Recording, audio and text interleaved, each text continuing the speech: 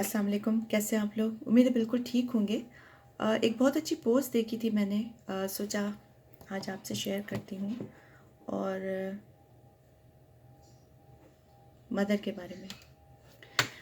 اشفاق احمد اکثر کہا کرتے تھے کہ آدمی عورت سے محبت کرتا ہے جبکہ عورت اپنی اولاد سے محبت کرتی ہے۔ اس بات کی مکمل سمجھ مجھے اس رات آئی، یہ گزشتہ صدی کے آخری سال کی موسم بہار کی ایک رات تھی۔ میری شادی ہوئے تقریباً 2 سال ہو گئے تھے اور بڑا بیٹا قریب 1 برس کا رہا ہوگا۔ اس رات کمرے میں 3 لوگ تھے، میں، میرا بیٹا اور اس کی والدہ، جس میں سے 2 لوگوں کو بخار تھا، یعنی مجھے اور میرے بیٹے کو۔ مجھے کوئی 104 درجے اور میرے بیٹے کو 101 درجہ بخار تھا۔ اگرچہ میری حالت میرے بیٹے سے کہیں زیادہ خراب تھی، لیکن میں نے محسوس کیا کہ کمرے میں صرف 2 لوگ ہیں، میرا بیٹا اور ان کی والدہ۔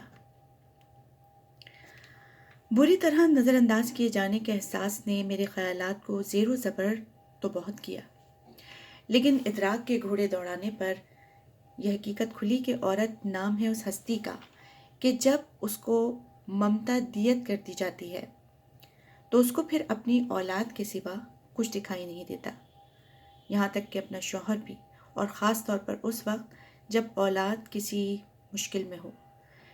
نتیجے کے طور پر ایک اور نتیجہ نکالا میں نے، اور وہ یہ کہ اگر میرے بیٹے کے درد کا درما اس کی والدہ کی آغوش ہے تو یقیناً میرا علاج میری ماں کی آغوش ہوگا۔ اس خیال کا آنا تھا کہ میں بستر سے اٹھا اور ماں جی کے کمرے کی طرف چل پڑا۔ رات کے 2 بجے تھے، پر جو ہی میں نے ان کے کمرے کا دروازہ کھولا وہ فوراً اٹھ کر بیٹھ گئیں، جیسے میرا ہی انتظار کر رہی ہوں۔ پھر کیا تھا، بالکل 1 سال کے بچے کی طرح گود میں لے لیا اور توجہ اور محبت کی اتنی ہیوی ڈوز سے میری آغوش تھراپی کی کہ میں صبح تک بالکل بھلا چنگا ہو گیا۔ پھر تو جیسے میں نے اصول ہی بنا لیا، کبھی بھی کسی چھوٹے بڑے مسئلے یا بیماری کا شکار ہوتا، کسی حکیم یا ڈاکٹر کے پاس جانے کے بجائے سیدھا مرکزی ممتا شفاخانہ برائے توجہ اور علاج میں پہنچ جاتا۔ وہاں پہنچ کر مجھے کچھ بھی کہنے کی ضرورت نہ پڑتی، بس میری شکل دیکھ کر ہی مسئلے کی سنگینی کا اندازہ لگا لیا جاتا۔ میڈیکل ایمرجنسی ڈکلیئر کر دی جاتی، مجھے میڈیکل سپرنٹینڈنٹ ماں جی کے ہی بستر پر لٹا دیا جاتا اور ان کا ہی کمبل اڑا دیا جاتا۔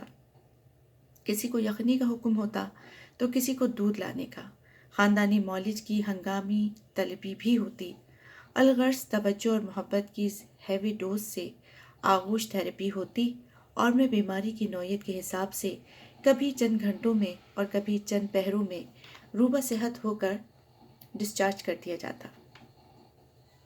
یہ سلسلہ تقریباً 3 ماہ قبل تک جاری رہا۔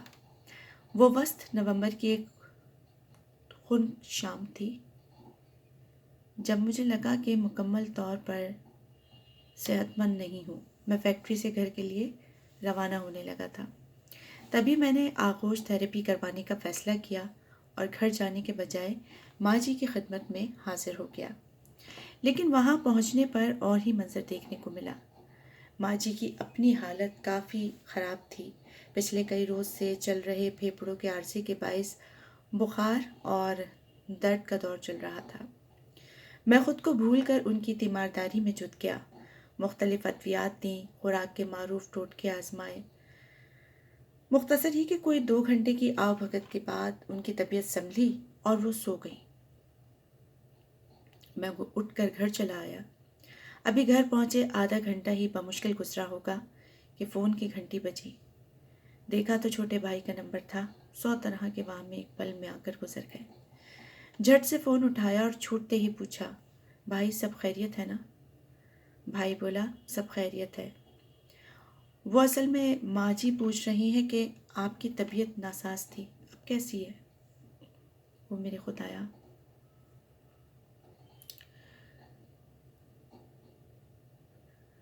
اس روز میرے ذہن میں ماں کی تعریف مکمل ہو گئی۔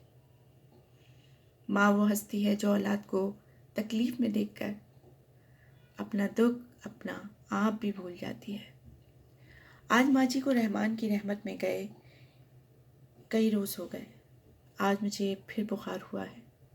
آغوش تھراپی کی اشد ضرورت ہے، پر میرا مرکزی ممتا شفا خانہ برائے توجہ اور علاج ہمیشہ کے لیے بند ہو چکا ہے.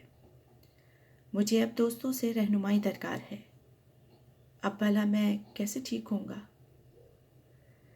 شاید اس تحریر کو پڑھنے سے کسی کو سیدھی راہ مل جائے اور کسی کے غم دور ہو جائیں. یہ نوٹ لکھا ہے اس تحریر میں، اور پڑھنے کا مقصد بھی یہی ہے کہ آپ کے پاس اگر یہ خزانے ہیں والدین کے، یقین کریں کہ ان کا کوئی نعم البدل نہیں ہے. زندگی جو ہے وہ ایک ریس ہے.